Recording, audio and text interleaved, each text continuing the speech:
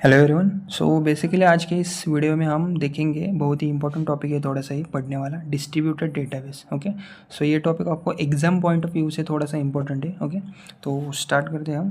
सबसे पहले देखते हैं distributed database in DBMS. Okay, so distributed database is a database in which data is stored at multiple physical locations, okay, but is logically connected and works as a one single database for the user. okay, तो like समझते हैं सबसे पहले कि distributed database actual में होता क्या है। ओके, सो डिस्ट्रीब्यूटेड डेटाबेस वो डेटाबेस होता है जिसमें डेटा एक जगह पर स्टोर नहीं होता, अलग अलग जगह पर होता है, बल्कि मल्टीपल कंप्यूटर्स या फिर मल्टीपल लोकेशंस पर ये स्टोर होता है। ओके, तो इसमें इम्पोर्टेंट बात क्या है, यूज़र को क्या लगता है कि लाइक जैसे सिर्फ एक ही डेटाबेस हो अवेलेबल, मतलब फिजिकली डेटा अलग अलग जगह पर होता है, लेकिन लॉजिकली ये सिंगल डेटाबेस की तरह वर्क करता है, काम करता है। ओके, सो यहाँ पर लिखा भी है मैंने इंग्लिश में। So this locations are connected through a network and each site has its own database system. Okay, हम देखते हैं थोड़ा सा एक एग्जाम्पल। ओके, सी सपोज़ मान लो कि एक कंपनी है जिसके ऑफिसेस है कहाँ कहाँ पर, मुंबई पर, दिल्ली पर, बेंगलोर में। ओके, सो मुंबई का जो ऑफिस रहेगा उसका डेटा मुंबई के सर्वर पर है, दिल्ली का डेटा दिल्ली के सर्वर पर, और बेंगलोर का डेटा बेंगलोर के सर्वर पर। ओके, सो लेकिन जब कंपनी कोई रिपोर्ट निकालती है तो सारा डेटा एक ही डेटाबेस की तरह एक्सेस हो जाता है।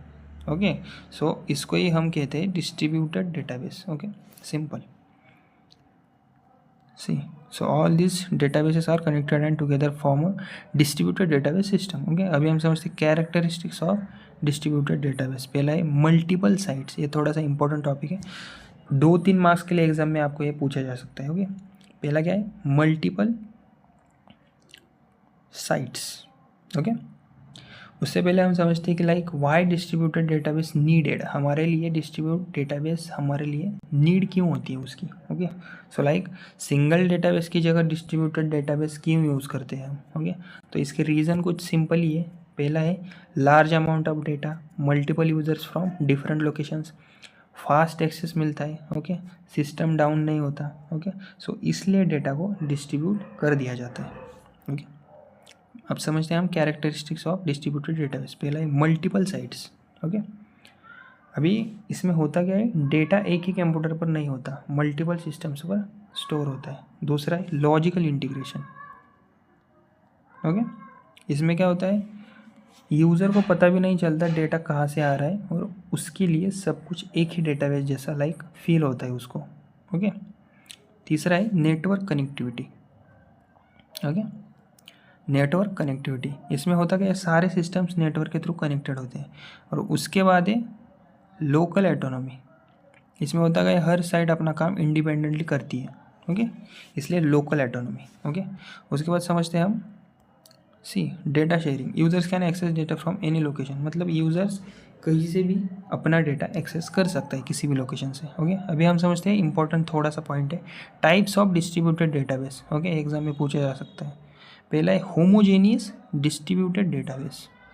ओके, इसमें होता क्या है, इस टाइप में होमोजेनियस डिस्ट्रीब्यूटेड डेटाबेस टाइप में हर साइट पर सेम डीबीएमएस होता है और सेम डेटा मॉडल यूज़ होता है। ओके, एग्जांपल के लिए मान लीजिए आप सब ब्रांचेस MySQL या फिर ओरेकल यूज़ कर रही है, या फिर ये मैनेज करना थोड़ा सा ईजी हो जाता है इसमें। ओके, दूसरा है हिटरजेनियस डिस्ट्रीब्यूटेड डेटाबेस। ओके, तो इस टाइप में होता क्या है, डिफरेंट साइट्स पर डिफरेंट डीबीएमएस होते हैं और डेटा स्ट्रक्चर भी इनका अलग हो सकता है थोड़ा सा। ओके, एग्जांपल के लिए मान लीजिए एक ब्रांच ओरेकल यूज़ कर रही है और दूसरी क्या कर रही है, MySQL। ओके, सो बेसिकली ये कॉम्प्लेक्स होता है, लेकिन फ्लेक्सिबिलिटी ज़्यादा होती है इसमें। ओके, अभी हम देखते हैं डेटा डिस्ट्रीब्यूशन टेक्निक्स कौन कौन सी है। फ्रेगमेंटेशन, पहला ही फ्रेगमेंटेशन। ओके, सो इसमें होता क्या है, डेटाबेस को छोटे छोटे पार्ट्स में तोड़ दिया जाता है जिनको फ्रेगमेंट्स बोलते हैं। Okay, so the database is divided into smaller parts called fragments. Okay, आप इंग्लिश में भी इधर पढ़ सकते हैं। दूसरा है हॉरिजॉन्टल फ्रेगमेंटेशन, इसमें होता क्या है, रोज डिवाइड होती है इसमें बस। Okay simple. उसके बाद ये वर्टिकल फ्रेगमेंटेशन और मिक्स फ्रेगमेंटेशन। ओके वर्टिकल में क्या होता है, वर्टिकल फ्रेगमेंटेशन में कॉलम्स डिवाइड होते हैं और मिक्स फ्रेगमेंटेशन में रोज प्लस कॉलम्स दोनों डिवाइड होते हैं। Okay simple. उसके बाद समझते हैं हम दूसरा point, replication. Okay see, so basically same data is copy and store at multiple site. Okay see, replication का सिंपल सा मतलब है सेम डेटा की कॉपी मल्टीपल लोकेशंस पर सेंड करके रखना। ओके मतलब जो हमारे पास डेटा रहेगा एक्चुअल में उसकी जो कॉपी रहेगी वो किसी और लोकेशन पर हमें सेंड करके रखनी है। ओके सो इसका फ़ायदा क्या होगा, डेटा हमेशा अवेलेबल होता है, और इसका नुकसान सबसे बड़ा है स्टोरेज ज़्यादा होता है, क्योंकि हमारे पास ऑलरेडी 2 कॉपीज़ पड़ी है। ओके ये कभी कभी अननेसेसरी भी लग सकते हैं। ओके और कंसिस्टेंसी इसकी मेंटेन करना मुश्किल हो जाता है। मतलब क्या, एक जगह पर मान लो आपका डेटा है और आपने उसको अपडेट किया, ओके उसमें कुछ चूक थी, उसको आपने अपडेट किया, तो आपको वही डेटा जहाँ पर आपने कॉपी करके रखा है, सेंड करके रखा है, उसको भी आपको अपडेट करके रखना पड़ेगा। ओके इसलिए। उसके बाद है allocation. Okay decides where the data should be store. Okay मतलब क्या, एलोकेशन डिसाइड करता है कि लाइक कौन सा डेटा किस लोकेशन पर स्टोर होगा। ओके उसके बाद है advantages of distributed database. Okay मतलब एडवांटेजेस डिस्ट्रीब्यूटेड डेटाबेस, ये आपको 2-3 मार्क्स के लिए पूछा जा सकता है एग्जाम में, एडवांटेजेस भी और डिसएडवांटेजेस भी डिस्ट्रीब्यूटेड डेटाबेसेस के। ओके पहला है हाई अवेलेबिलिटी। तो डिस्ट्रीब्यूटेड डेटाबेस का पहला एडवांटेज है हाई अवेलेबिलिटी। ओके एक साइड फेल हो जाए फिर भी सिस्टम चलता ही रहता है। ओके उसके बाद है बेटर परफॉर्मेंस। मतलब क्या, लोकल डेटा फास्ट एक्सेस होता है। ओके मतलब लोकल डेटा का हमें फास्ट एक्सेस मिलता है। ओके उसके बाद स्केलेबिलिटी, मतलब इसमें होता क्या है, नए सर्वर्स इजीली ऐड किए जा सकते हैं। ओके उसके बाद रिलायबिलिटी, ये थोड़ा सा सिंपल ही है, मतलब सिस्टम ज़्यादा हमें ट्रस्टवर्दी लगता है। ओके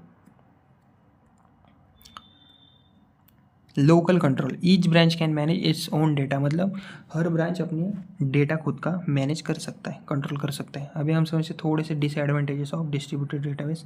ओके पहला है complex design.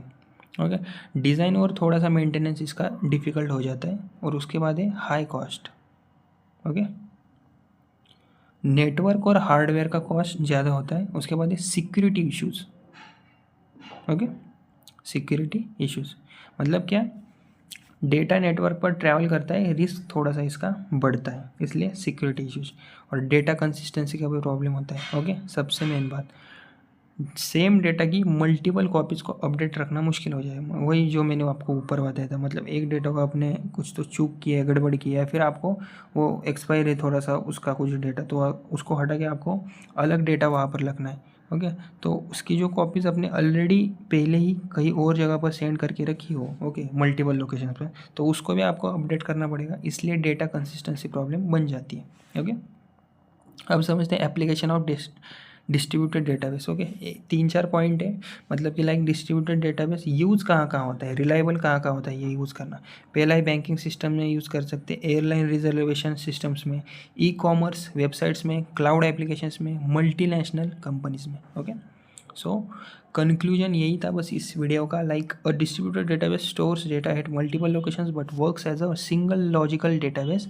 It improves performance, availability and reliability but also increases complexity and cost. Okay तो फाइनली हम ये कह सकते हैं कि लाइक डिस्ट्रीब्यूटेड डेटाबेस एक ऐसा सिस्टम है जिसमें डेटा अलग अलग लोकेशंस पर स्टोर होता है, लेकिन यूज़र के लिए एक सिंगल डेटाबेस की तरह ये काम करता है। ओके सो बेसिकली ये सिस्टम फास्ट, रिलायबल और स्केलेबल बन जाता है, होता है। ओके लेकिन डिज़ाइन और मेंटेनेंस थोड़ा इसका कॉम्प्लेक्स होता है। ओके सो यही था आज का ये वीडियो। अगर वीडियो मेरा थोड़ा सा भी यूज़फुल हेल्पफुल लगा हो तो लाइक, शेयर और सब्सक्राइब ज़रूर कीजिए। Okay thank